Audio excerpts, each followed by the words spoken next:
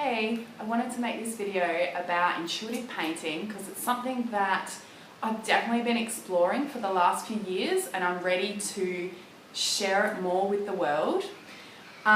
Basically, when you're painting from your intuition, you're painting from your subconscious mind. So most of the paintings I do that are done intuitively are quite abstract, a little like this one. And certainly when I'm coaching clients to do the same, it's always in abstract form. But when we're working with our subconscious, that's always going to happen. And each painting that you do from intuition gives you clues about what might be happening in your emotional world at that time. So intuitive painting is abstract, okay? That means there's no rules. And that's one of the things that is hard to grasp when I'm working with clients because they're used to having art that has a lot of restrictions and a lot of rules and is very technique based. Intuitive art is not like that at all. It's all about freedom, it's all about self-expression, and yeah, you start off with a blank canvas and you just go for it and you let your body do the painting and you're less in your mind. So for me, intuitive painting is like a meditative experience where you're being aware of any critical thoughts, you're letting them go and you're just letting pure creativity flow through your body and out through your hand and onto the brush, and you choose paints based on what feels right for you, not based on, rules or technique-based principles. So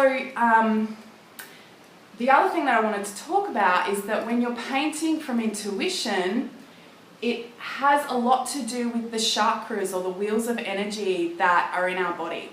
So, for example, when I first started doing intuitive painting a few years ago, I was suffering from adrenal fatigue. And because of that, I was using a whole lot of turquoise in my paintings. And I didn't know it at the time, but turquoise is actually really great for fatigue. So when we paint from intuition, it's also like we're going through an energetic healing, because whatever colors that we choose from our intuition correspond to those chakras in our body that need balancing. So this is one that I did last week, and you'll see there's quite a bit of blue in it, and blue corresponds to our throat chakra, which is our space of speaking our truth and also speaking from a place of integrity. So quite a few of my paintings will have a strong blue component because this is something that I'm really working on at the moment and have been working on for the last few years. Certainly when you start coming out of the spiritual closet, the throat chakra becomes such an important area to work on. The other areas are things like there's a red and there's a pink base to this painting, and that corresponds with the root chakra.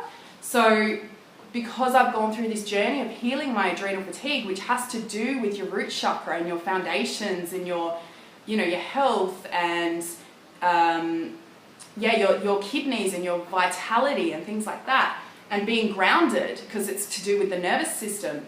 Using reds and pinks is so good for healing those parts of ourselves. And then we have purple, which is really good for the third eye chakra, which is really good for intuition and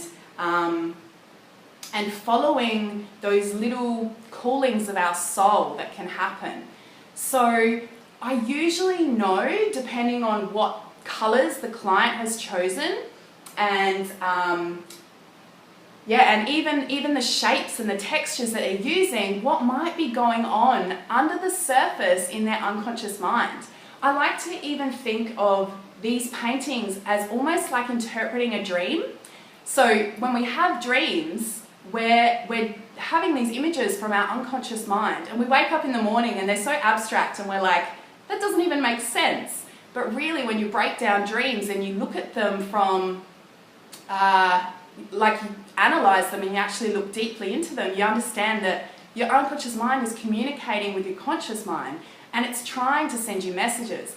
And intuitive art is really similar to that. It's a similar process where we're given this abstract concept or idea on canvas, and then we take it away, and then maybe even a few days later we realize the meaning behind what it is that we've painted. So yeah, I've been exploring intuitive art for the last few years, and it's been such an amazing process. Throughout my life, even when I was a young girl, I was very good at art. I always used to draw and paint and do all these things. And certainly throughout high school and things like that, I was always pretty good at it. I could do any techniques I wanted to. But what I really wanted deep down, and I didn't really get a chance to explore this while I was at school, was to just paint my emotions and to paint from a space where there wasn't any planning or restrictions or rules or any of those things. Because really, I believe that those things is what inhibit our creativity in the first place. So when we're painting from our intuition, we're really allowing this flow of energy and creativity to just come out without question and without criticism, because they're the types of things that actually block our creative flow in the first place. So yeah, I think intuitive painting can be like an energetic healing. And I certainly feel like after I've done a painting, I always feel lighter, and I always feel refreshed, and I always feel really, really relaxed. And that's because it's like colour therapy. It's using these colours that we need in order to balance our chakras or our energetic body, which it helps to balance our spiritual body, it helps to balance our mental body, our physical body, all of these things. So how do we do intuitive painting? Well, I've talked about that a little bit, but one of the main things I do before I paint is that I meditate. And I meditate on my chakras, and I look at my spinal column, and I look at the 7 chakras that are in my body, and I focus on ones that might be not as strong as the others or might need a little bit of assistance. And it's usually my intuition that kicks in around that time, and I'll intuitively know and instinctively know what colours I need to use in the painting. So yeah, when I'm going through the process of painting, and not all my paintings are smooth like this, by the way. Some of them are crazy and really outrageous and messy and all of that, but that's totally okay. And I always have to say this to clients, it's like, just let it out.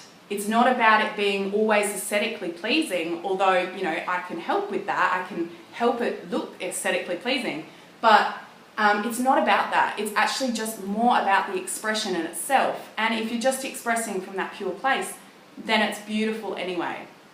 And so when I'm painting, and I help my clients with this, it's like you have to paint what feels good, because then you know you're on the right track.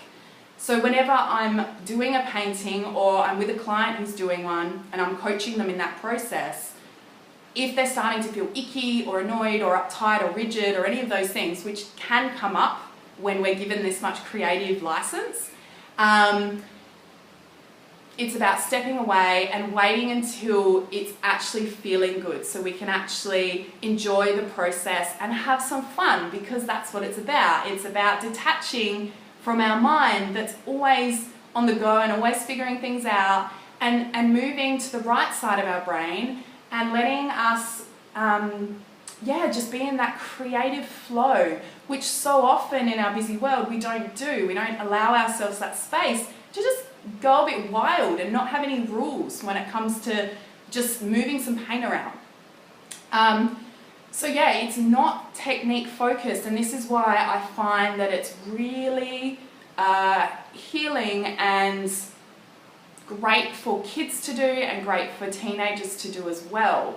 And kids, for instance, before they even hit the school system, they are like creative geniuses. Their creativity hasn't been molded or suppressed in any way. So you give a kid under 5 a massive canvas and some paints, and they already know what to do. They just grab the paints, they grab what they want, and they just go for it.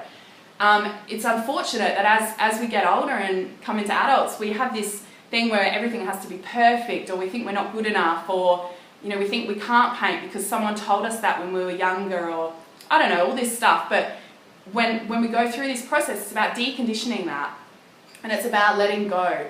And from that perspective, it can be really liberating. I certainly found that with my own personal journey with my artwork, it was so liberating to finally not paint from technique or paint because an art teacher was telling you to paint in a certain way. It was like, no, just paint what feels good. Just paint what's enjoyable. And let go of it needing to look a certain way or to be aesthetically to look a certain way, because that doesn't even matter, and that's not the point of the process. It's not the point of intuitive painting at all. So very much it's like art therapy. And I'm a big believer in it because I've seen the transformation in myself, and I've seen it in other people as well. And yeah, it can just be super liberating. So I am now running intuitive art classes in Glenelg at the Changing Canvas. So if you're interested in these, then please just send me a message and I can share the link with you. Otherwise, I do run classes one-on-one with people, with adolescents and with kids. So if you are interested in having like a personal coaching session where you get to explore your mind through intuitive painting and to get an energetic healing through the process, then please check out my website. I'll leave the details below. And thank you so much for listening. And if you're inspired to just give this a shot on your own, please do it. Just go buy like a cheap canvas, go buy some paints and just have some fun. Even if you haven't painted for like years and you never thought you were good at art, please challenge that and give it a shot and just have some fun, because there's so many people who are creatively suppressed, and that can cause a lot of energetic blockages in our body if we're not expressing ourselves. So this is a really unique way to do that. So I would highly encourage it. And thank you so much for listening. And yeah, I'll leave my details below. Okay, see ya.